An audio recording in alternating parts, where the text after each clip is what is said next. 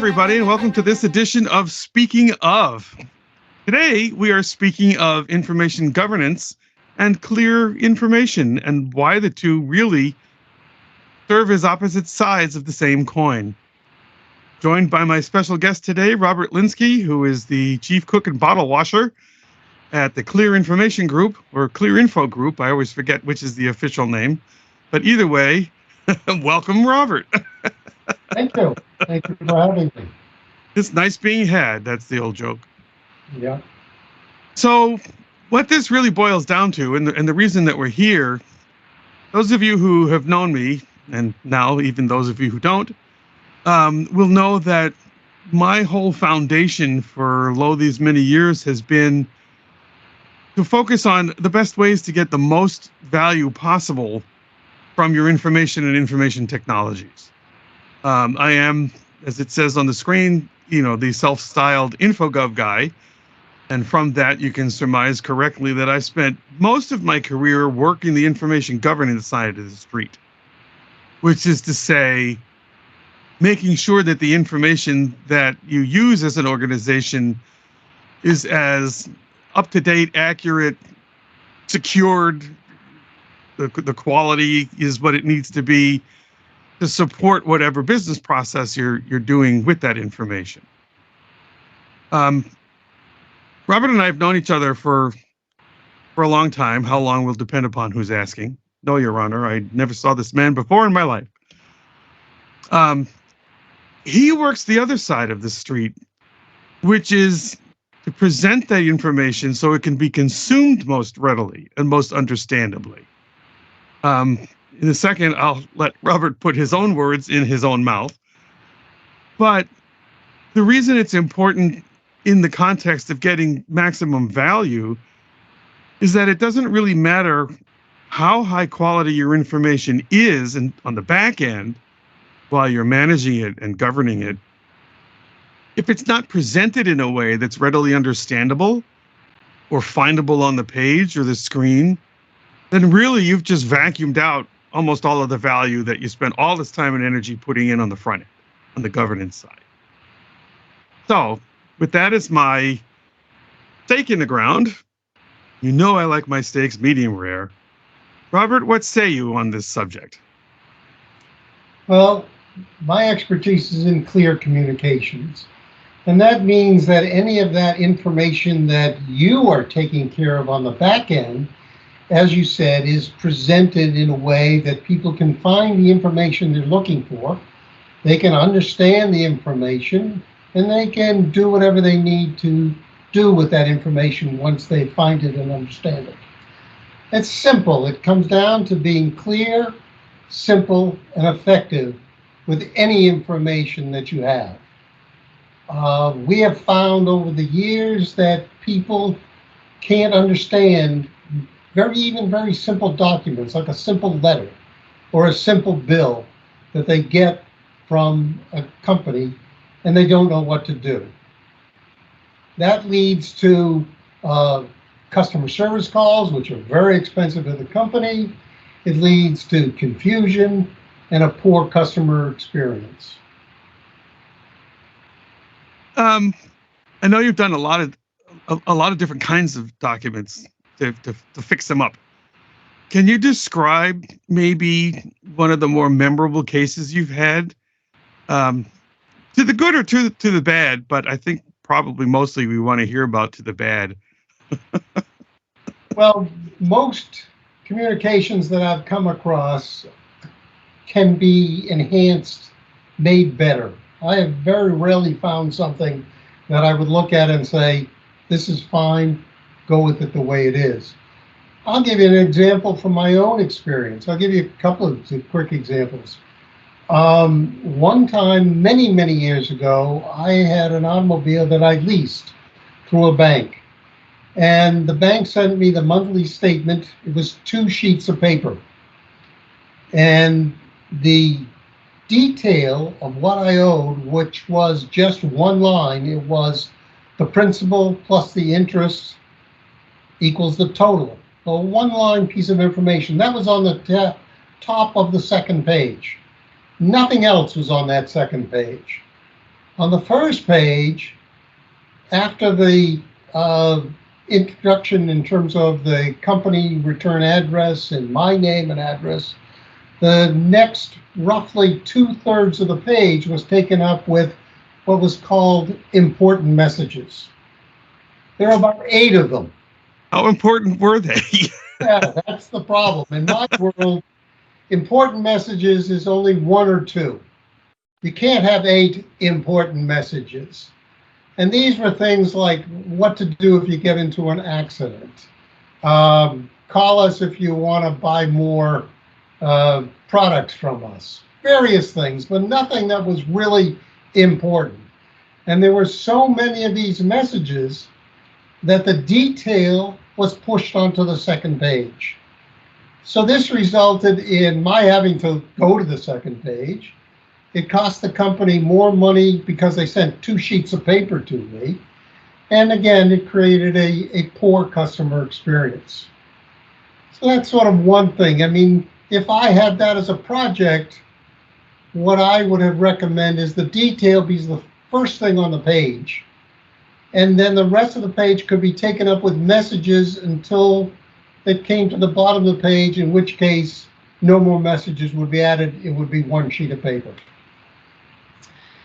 In another instance, and this actually was fairly recently, I received a letter from a bank that I deal with, and it said that it was verifying that I had made changes to an account.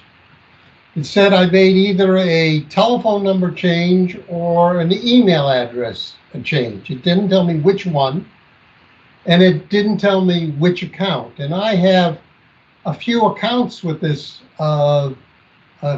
bank. You know, I have my personal accounts and then joint accounts with my wife. So I did, and whatever happened, whatever change was made, was 30 to 60 days prior to receiving this letter. So by the time I received the letter, I didn't know which account it referred to, and I didn't know what the change was because I just didn't remember. So I had to call the bank, I had to find out what it was. And again, there's no excuse for that. This is the kind of thing that they could have said, in this account, XYZ, you made this change, a phone number. Then I probably would have remembered exactly what would have happened, filed the piece, and then walked away. So those are 2 simple cases that happened to me personally, not in any work that I've done. You're just a magnet for it. What can I tell you? But you know, I find it fascinating. First of all, that you told 2 such compelling stories years apart, which means this part of, you know, getting maximum value from information still really seems to be overlooked. And with my information governance hat on, and there's an area of overlap as well, because I'm also thinking about those occasions where, you know, maybe for security reasons, they didn't want to print more detail. Mm-hmm. And that's why you had to make the phone call. But I've also, speaking of personal experiences, you know, more and more often, although still not as a regular thing, I get choices. I've had this on the screen where it's like, let's verify this is you. And they'll put like 5 addresses, only one of which is mine. Right. Or they might put 5 account numbers, only one, you know. Yep. So even if they're not wanting to provide just like the specific, because somebody's got some privacy mindedness, which would be a good thing, there are still ways to make that communication clearer without necessarily stepping over that line. So, you know, one of the reasons I was excited to talk to you about this is for those viewers who are looking at this and may live on one side or the other of that dotted dividing line. I don't think it's a solid line. If we're talking about trying to find the right information and present it clearly, that suggests a certain kind of search function, whichever side of the line you're on. Yep. And that, in my mind, really boils down to metadata and taking good care of that and making sure that that's well orchestrated. Historically, well, maybe it's not, but like all the years I've been doing InfoGov, that's been an InfoGov function or task. But from the consumer side, from the other side, the people who are consuming the information, I think I could make the case for needing to come together. So as the person charged with the InfoGov, you're kind of looking over the neighbor's fence to say, hey, you're going to use this to help me do my job so I understand how you're using it. And also vice versa, where the person on the document side says, hey, I need to pull from that system. I don't even know if our systems talk together. Maybe they do. Yep. That was a ramble, but Well, I think thoughts? what you're saying is very interesting, because my job really can't start and be effective unless you have done your job in identifying that information and making sure it's available and doing whatever you have to do in the background. Otherwise, I can go in and do it, but if they can't get the information or if they get wrong information, it's not helpful to anybody. No matter how pretty it looks. Yeah. And, another point I wanted to make was what's interesting to me is the area that I work in is those communications that basically run a company. Letters, notices, bills, statements, all those sort of mundane kinds of things that nobody cares about, nobody wants to deal with, but either from a legal, regulatory area or from just doing business area, they have to be done. And what I guess I don't understand is companies spend tons of money, millions of dollars in the marketing side. Let's get a new customer. So let's throw a lot of money at brochures and websites and all of that kind of stuff. And forget about the letters and the notices and the statements and the bills that keep our existing companies and allow us to make them grow with us. It just boggles my mind. And I think that companies don't understand the frustration that consumers have because they can't understand information or get the information they're looking for. Yeah. And I'm suspecting as well, because maybe the functions are kind of split, because you have marketing on one side and you have the statement preparers on, that companies many times may not even realize what it's costing them. I think it's a very important issue. Tell the good folks where they can find you online, because I already messed up the name of your company. So the website is called clearinfogroup.com. Well, what you do and what I do work side by side, and they're very compatible. And you can easily go from fixing what's happening on your side to fixing what's happening on my side. It's sort of like one direct line. it ought to be.